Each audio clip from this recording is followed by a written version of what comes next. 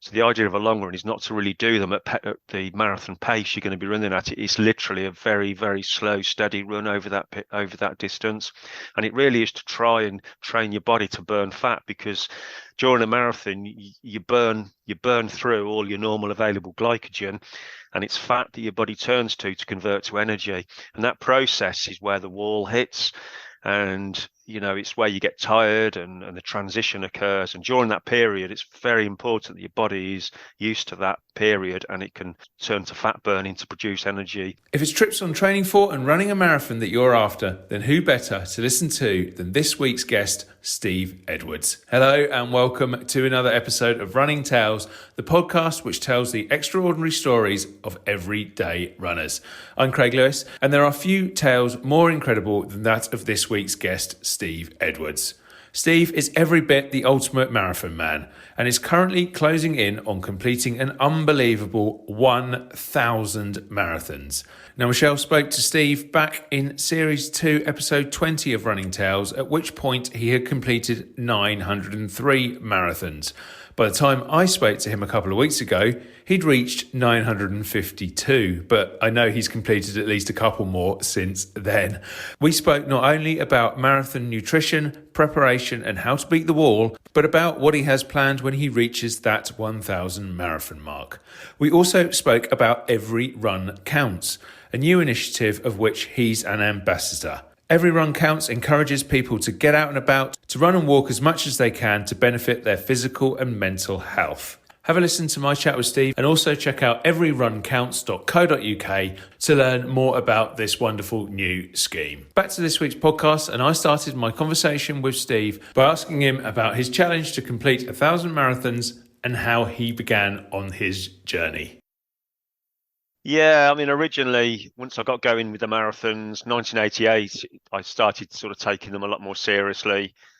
Wanted to get to 100 marathons, set a record for the youngest person to do that. And then ever since then, really try and establish new records for multi-marathon running, especially sort of related to finish times.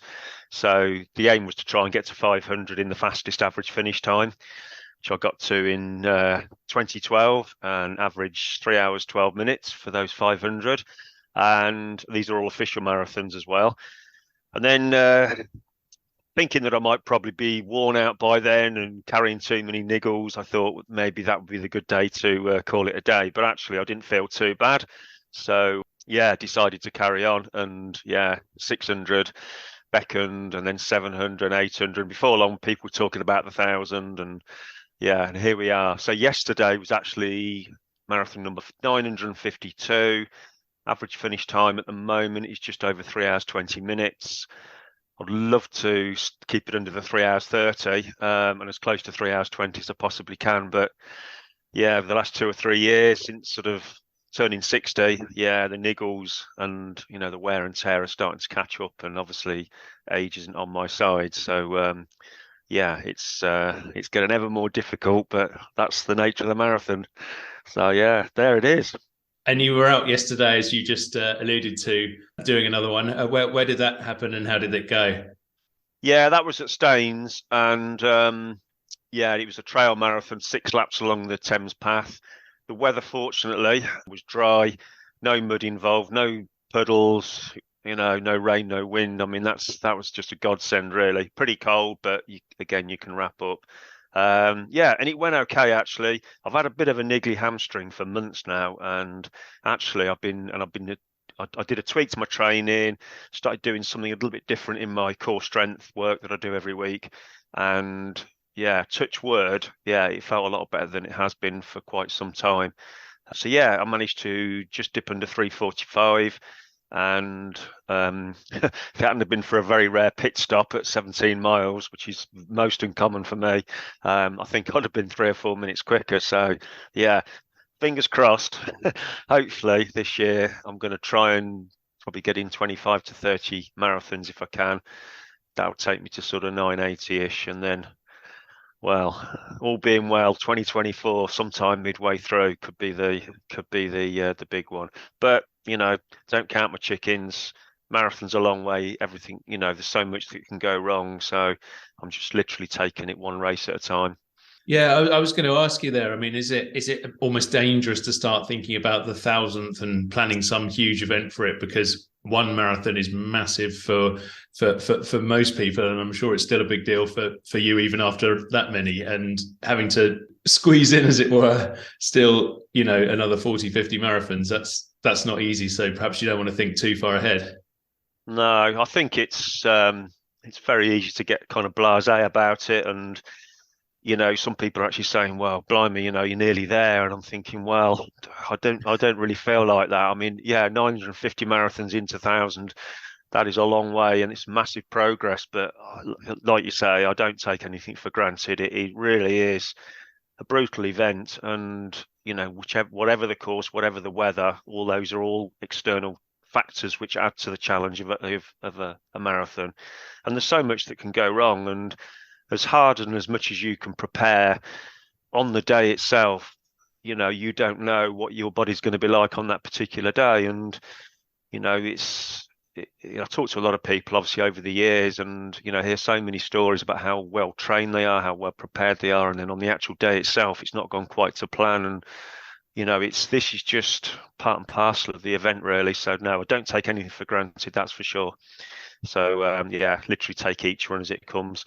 I think when I get to 990-ish, if and when, and yeah, I might start to think, perhaps I'm going to do this, but certainly not taking anything for granted at the moment. And in terms of the 1,000, how does that work as the record? Has anybody reached 1,000 before, or is it 1,000 with the time that the 3:30 average time? Is that what makes it? I mean, it's special, whatever, but you know what I mean. Yeah, I mean, not many actually. There's, to my knowledge, the three people in this country that have achieved that figure. Around sort of worldwide, there is what they call a mega marathons listings, which is controlled by and vetted by all of the various 100 marathon clubs around the globe. And on that, there's probably around 50 people have actually completed 1,000 official marathon races. So yeah, when you look at it in that context, not many at all. But the record that I'm going for, really, and it would be a brand new record, is running them in the fastest average finish time.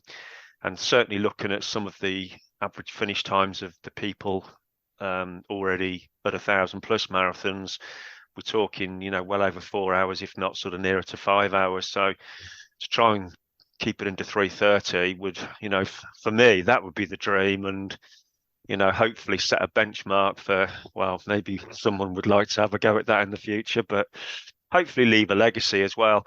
Mainly for, I don't know, I guess for me, it's trying to leave a legacy just to show what can be achieved with, hard work and dedication. And at the end of the day, we're all humans. There's nothing special about me. I've just a ordinary person, really, and certainly no natural ability. Everything I've done in the running community has just been through real hard work and dedication, really. So, I wouldn't advise anyone to go off and start running lots and lots of marathons for sure. But, with a bit of patience and dedication and focus, just to try and show what can be achieved. So Do you still enjoy it? that's a good question. Let me just say it's a Marmite question. I think the true answer to that is not as much as I used to. Having done, and it's not just the marathon on the race day. If I could maintain my fitness and strength purely by just turning up at a marathon every week or every couple of weeks, then that probably wouldn't be so bad. But it's all of the training in between that week in, week out, month after month, year after year. That's been non-stop really for 12, 30, 35, 36 years now, since 88. And I ran my first marathon in 1981. So in terms of actual marathon running, I've been running marathons now every year for sort of 40 odd years. So yeah, I mean, the lockdown in COVID did provide an opportunity for a complete break and a rest. That was the first one. The second one, of course, that was very difficult to try and come out of, because the momentum had gone at that point, and the motivation to try and get going again, that was really, really difficult. And I'm sure many people found that. But yeah, in terms of enjoyment, I don't like this time of the year. I hate the cold. I hate the wet. I sometimes wonder if I'm getting soft in my older age, but I've done that many events in all sorts of different conditions, and I think, there's nothing to prove there for sure. So give me the bit of warmth, and I'm looking forward to the spring and the summer, and I certainly enjoy the events a lot more at that time of the year. You alluded to the training there. I'm quite interested in that because if I'm perhaps going to go out and think about doing a marathon, it would be the only one I'd do in a year sort of thing. I might take a 6 month tilt at it, and I'd start out by doing a long run, which is only maybe, I don't know, 6 miles or something like that. And I'd build up over that time, and then I'd nicely taper and so on. But I'm guessing with having to squeeze in so many marathons in a year, you haven't got that luxury to do that. Do you have the time to do the training? And do you have to be quite careful about how much training you do in order to not get injuries? Yeah, definitely. I mean, the balance between the training and the racing is definitely, a fine tuning thing, and I don't always get it right. And sometimes I turn up for a race and I'm not quite, if you like, I'm sort of running a little bit more tired than I should be. But the training is important, and I've had to adapt and adjust over the years. I've got a bit older, and I realise my body isn't able to cope with the mileage quite as well. The recovery's taken a little bit longer as I've got older. And although I do everything as I possibly can in terms of nutrition, hydration, and trying to make my body as resilient as I possibly can to try and prevent injury with the strength training that I do with weights and core strength training and that kind of thing. Yeah, I mean, my longest training run in the week is probably no more than 10 miles. I try and run at least 5 days in any 7 day period. And sometimes it's six, depends really. If I've got a marathon that week, I'll take 2 rest days during the week. I mean, if they're 2 weeks apart, I'll generally try and put in 40 to 50 miles of training in the week, sort of prior to the week of the marathon. And then on the marathon week itself, I maybe do 20, 25 miles. And then the marathon, obviously, on top of that, sort of makes it up to sort of 50 miles. So each week, whether it's a marathon or not, is generally around the 40 to 50 mile range. And I think I've got that about right at the moment. My body can just about handle that. And really, the nutrition is massive. Certainly getting enough sleep, that's huge as well. And just really taking good care of yourself. I mean, that's not to say I don't, have the odd bit of junk food, but it's all in moderation. And I'm very, very conscious of trying to do everything as well as I possibly can to give my body that best chance of, achieving the goal, really. Yeah, what sort of things you do in terms of nutrition? Because I'm thinking at the moment, I've picked up my running a tiny little bit at the start of this year and doing maybe 20, 30 miles a week. And I'm hungry like a horse at the moment. I will literally eat anything. And I think sometimes that equates to eating quite bad stuff that's really not any good. What sort of advice would you give to people who are maybe picking their mileage up, but are just like diving into the junk food or whatever? Yeah, it's. I mean, I suppose that's one of the good things about building the miles and training for a marathon or any sort of running. Really, you have a very good appetite. You can get away with eating probably as anything you like because you're not like to put any weight on. But I mean, for me personally, what I try and do during the day is definitely have three main meals: breakfast, lunch, and dinner. But in between, yeah, definitely feeling peckish. So I tend to try and snack on fruit and nuts and that kind of thing. So bananas are good, just any combination of nuts are good, raisins, that kind of thing. Yeah, I mean, I have the odd biscuit and the odd slice of cake and that kind of thing. But I try and limit that to maybe having a treat in the evening with a cup of tea after dinner, that kind of thing, and try and be good during the daytime. And I know that's that's a discipline in itself at times because sometimes you're just sort of craving for something and you just want to eat anything. And I'm not saying I don't go a day without eating anything that perhaps I shouldn't, but try and sort of just keep it to moderation, really. I certainly wouldn't want to live on, fast food and processed sugary food all the time. So definitely getting it. And it's important as well to get a good balance of carbohydrate, fat, and protein. So, sort of eat yogurt every day. I make sure I have a lot of protein in my diet. So, it's that's really important, especially when you're building up the mileage and you're doing the extra training because you are your muscle tissue is going under a lot of strain and pressure, and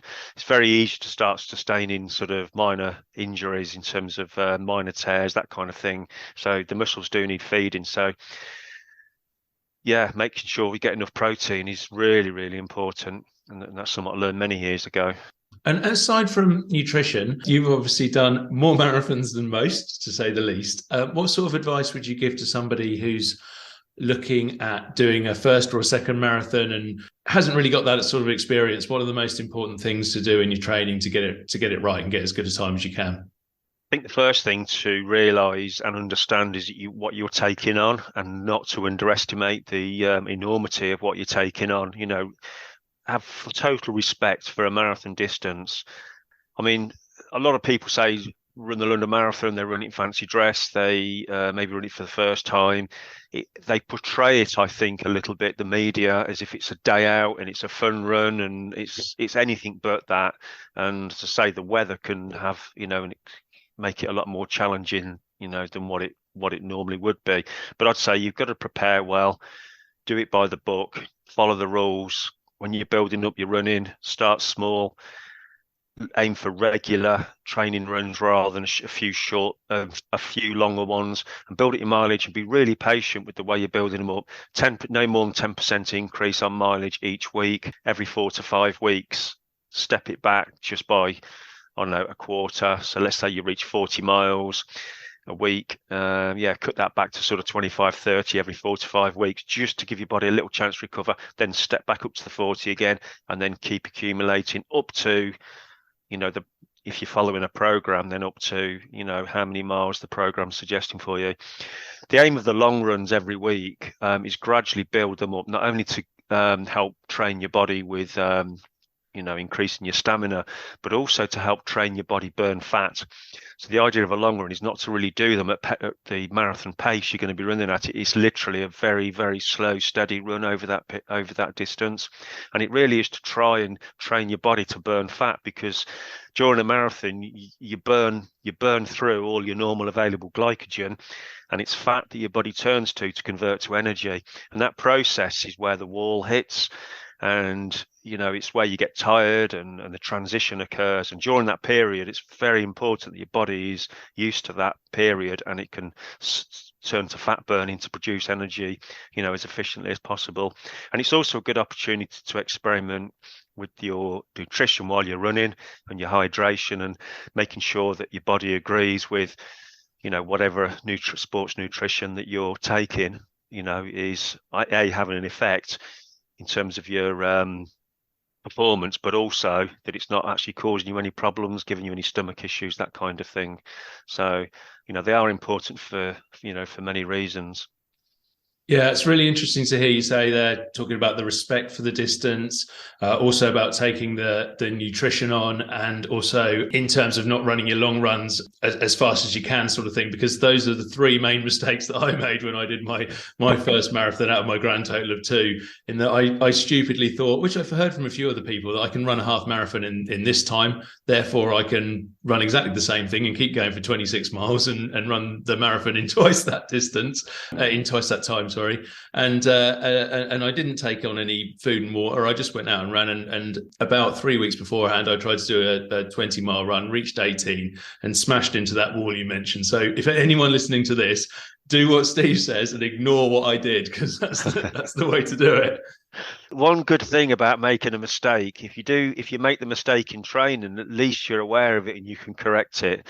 But if you make that mistake on marathon day because you've not experimented, then that can really spoil your day. And if it's your first time, I suppose another great bit of advice is just to sort of say to people, you're going to be nervous, but try and enjoy it. So prepare as best as you can. Try and enjoy the day, though, because the last thing you want to do is to sort of, at the end of the day, you may have had to struggle from sort of 20 miles onwards to get over the line, and then you go home feeling a little bit deflated because you didn't quite meet your expectations. So I've always advised people, keep your expectations a little lower than what you might think they could be. Start up the race a little bit slower than your expected pace. And that's really hard for a lot of people because they've done all this training, they're in good shape, perhaps. They're really raring to go. And it's so easy to get carried away at the beginning with the crowds. And before they know where they are after 2 or 3 miles, they're probably running maybe half a minute a mile quicker than they should be. And by then the damage is done and they'll get to 12, 13, 14 or whatever miles and they'll realise that that early pace is now starting to take its toll. And people might think that getting that time early in the bank equates to a faster time or they can just hang on. No, it doesn't work like that. I don't know what the ratio is. I just forget what it is, but they do say for every sort of 15, 30 seconds a mile quicker that you run in the early miles, that can equate to 2 or 3 minutes a mile extra in the last few miles. So if you work that out, if you were expecting a 3.5 hour marathon and you set off at say 3:20 pace, you could end up actually struggling to break 4 hours by the time you get sort of in the last few miles. So if that's your expected time, set off at that pace or even slightly slower and just sort of see where you are. Just enjoy the first few miles, feel your way through it, and then see how you get through the first half. And then look, then think about perhaps, well, still feel good perhaps, and then maybe upping the pace a little bit. But again, from halfway, it's still a long way. And there's a well-known kind of thinking in the marathon, the halfway point is actually 20 miles. A lot of people have heard of this. The last 10K in a marathon it's the point where it will make or break you. And if you're well prepared and you've paced it correctly, there's no greater feeling than pushing on from 20 miles and really still feeling strong and passing people that have not quite got it right. And you can, really sort of make the most, if you like, of that kind of feeling of passing people. And it makes you feel stronger. I mean, nobody hates to see people go bombing past them. So in a way, that's quite deflating. So I guess what I'm saying is don't be one of the people that people run past you and make you feel like that. You be one of the people who's actually almost taking the energy away from the people who've not quite got it right and they're suffering a bit. So, but at the end of the day, we're all in this together, and whatever pain you're feeling, you can bet that there's all the people around you are feeling exactly the same pain. And in a way, by kind of thinking like that, and you're almost sharing your pain with everybody else. So yeah, don't think that everybody's all comfortable around you and you're the only one suffering. Everybody's suffering. So yeah. You definitely see that pain on people's faces in that 10K. And it's running through that final 10K and looking back at your splits and working out how fast you went on and going, if I was doing 10K, I just not sure how I'd ever even managed to run it that slow, but I've managed it on marathon day. Yeah, I've seen, and this isn't just people, novice runners. I've seen it so often with, very good runners, very fast runners, people who can run very quick over 5, 10 miles, even half marathon. The marathon is just a totally different event. And you think, well, if I run a half marathon in an hour and a half, maybe, I should be able to do a 3-hour marathon. No, it doesn't work like that. And they do say, a rule of thumb, they do say whatever your half marathon time is, double it and add 10 to 15 minutes. And that's 10 to 15 minutes if you're well prepared for a marathon distance run. So ideally, maybe from a half marathon of 1:23, 1:24, that should just get you under the 3-hour point for, say, a marathon, and you can work backwards to go further down the scale for sort of other marathon times. But yeah, can't take anything for granted. Just rewinding a bit back to your own challenge, one last question on that. I was wondering, and again, I don't want to get too far ahead of things, but have you thought about what comes next if and when you reach the 1,000? Not in great detail. And I guess if you'd have asked me that question a few years ago, I might have said to you, maybe just carry on and just do a few more. I really am looking forward to the time when I haven't got to chase marathon races to get to a specific point. As long as my body's still up to it and I still feel reasonably fit and healthy, I'd like to keep running for as long as I possibly can, mainly because of the health benefits, physical and mental, that, I've been lucky enough to enjoy, if you like, since my late teens. And discovering running, from a very early age has definitely helped me mentally, not only physically, but also, mental health over the years. So yeah, I'd like to be able to carry on running.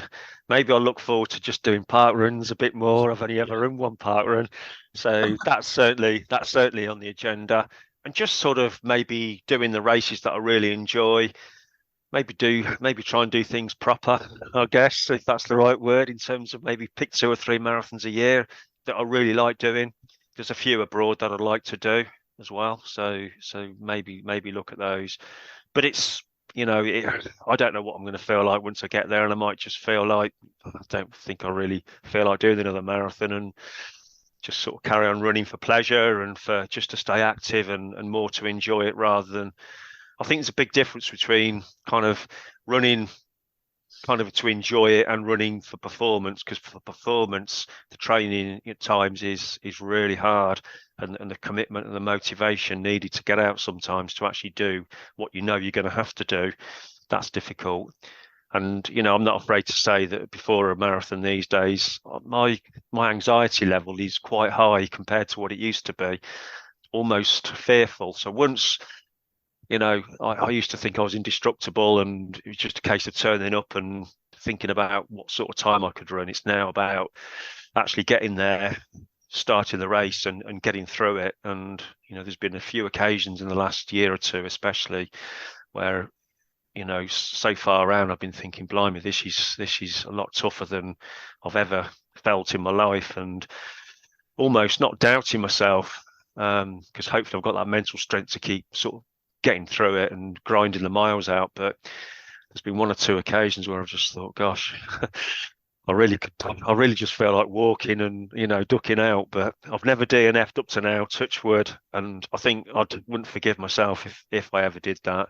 And that's not to say DNF is a bad thing. It's just, for me, I'm trying to get through it without a DNF. And another thing personal to me only is I never want to have to walk. I want to try and run all of these and just be able to look back in the mirror and say to myself, you've run every single one to the best of your ability, and never ever think that I could have pushed myself any harder. So, and that's just my makeup, and it's not hopefully not seen as arrogant, but it's just my makeup and the way that I want to try and achieve this goal, really. Yeah, well, I think you've set yourself that challenge, and that's exactly what it is. I think 1001, you should walk run it in 6 hours. And that'll probably be the way it will be, yeah. And I won't care what at all. Maybe just enjoy the day and go around with a lot of the people that I see on the circuit. And there's a lot of people we see regularly from the 100 Marathon Club, and it's just fantastic how this sport has grown over the years, and to see how inclusive it is now, and the number of people, and they've got their own goals and their own ambitions. And when I turn up for a run, I'm just so focused on what I'm doing. The many times I don't get the chance to talk to people and kind of be friendly. They only see mainly the sort of serious, focused Steve Edwards. And yeah, I just want to get to the point, I suppose, where I'll be a bit more laid back and be able to chat and have a laugh and just kind of be more sociable, if that's the right word, because I am a sociable person. It's just that when the gun goes, I'm not sociable. I've got a job to do, and I get my head down and I'm going. So, but yeah, there is another side to me, and hopefully I can show that a lot more after all this has been done. We're talking about the mental and physical health sides of things, and also that enjoying it and that inclusivity. That kind of fits into the other thing we wanted to talk about today, which is your role as an ambassador at Every Run Counts. Do you want to maybe tell people about that? Yeah, so about a year ago, a friend of mine, Jeff Hunt, introduced me to his concept of Every Run Counts. And really, this has been born out of his own struggles with mental health over the years. He actually suffered a breakdown, but he wanted to come up with something that would help improve the nation's mental and physical health. So he basically came up with this process of Every Run Counts. So what it's all about is trying to encourage and reward people for activity. Now, this isn't necessarily running. This is walking as well, but predominantly people getting outside, enjoying the outdoors, going for a walk, going for a jog, going for a run. And also not just doing that, but consistently doing it on a regular basis. Not just maybe getting into running, realizing after 3 months that they hate it because they've probably tried to achieve too much in an early time, and just try and think about it in terms of activity is good for me. Doesn't matter how far or how fast or how slow, it's all good. Our motto is all, it's all good. And that is the most important thing, really. So the platform itself, what it allows you to do is two things, really. All of your activity in terms of the distance that you cover, and that can be with walking, just to walk down the shops, or going out for a walk with a dog, or any runs that you do, any races that you do, anything really, is mapped against virtual journeys. And the virtual journeys start at Land's End, and they work their way around all the main footpaths around the UK until you get to John O'Groats. So it's about 3,000 miles, and it's quite a good parallel to sort of see just how far you can go with just your normal daily activity. So we're hoping that's going to be one of the sort of motivational points of the platform. The other side of it is the reward system that we're doing. So again, this is an every run counts based reward system. It's called RunCoin. So every time you take part, every time you do some activity each day, you log that activity on the platform, you get rewarded with some RunCoin. You also get rewarded for maybe taking part at an event or volunteering at an event, and you get RunCoin for that. And the purpose of the RunCoin really is you can build up the RunCoin balance, and with that, you can do one of two things at the moment. So you can enter prize games, and at the moment, the prizes are actually race entries, free race entries to various events all around the country. So that hopefully will try and encourage people to get involved in events. And many of the events today aren't necessarily races as such, but events where they're more inclusive. So you can turn up, take part, and it could be a multi-timed event. So you maybe think, I could do a 5K or a 10K or a half marathon or a marathon, but on the day you decide how far you run. So a lot of the events that we have the entries for, that it's those sorts of events. And then in a few weeks' time, actually, what we're also going to be allowing people to do is to donate their RunCoin to any one of our charity partners. So we're going to have a few charities that we're going to partner with. And by donating the RunCoin, we'll monetize that and make that donation to charity. So we hope that will encourage and inspire people maybe to get more active. So by virtue of just being active, they can earn the RunCoin and in effect be able to make donations to charity without any financial loss themselves, and not have to go around with sponsor forms and get money off other people, that kind of thing. So, we hope in that respect that it's going to be a win-win thing. So, yeah, I mean, it's a fantastic concept. I'm really passionate about it. And my role primarily has been to do with helping support the running clubs, because the other thing we want to do is try and partner with running clubs and offer them support, because we think we can give them support in some of the issues that running clubs are faced today. A lot of clubs that we've spoken to have sort of indicated that membership levels are down. Sometimes it's difficult to get members to renew every year. Volunteering as well sometimes can be an issue for clubs, and even events, club organised events. Spoke to a lot of clubs where they've had to maybe cancel their events because they're not getting the numbers anymore.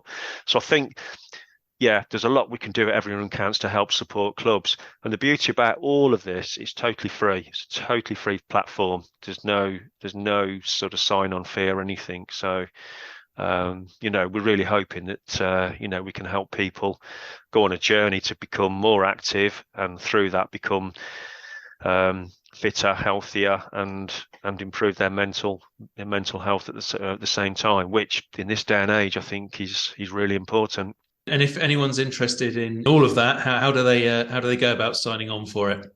Well, the main website is everyruncounts.co.uk. You can register on there. It literally takes you about 30 seconds to do that. We have a Facebook group called Every Run Counts as well, so you can go on there and follow that for all the latest information. We're also on all the other social media sites as well. But the key thing is, just go to everyruncounts.co.uk, register, have a look around, start playing with it, and hopefully you'll like it. And as I say, nothing ventured, nothing gained.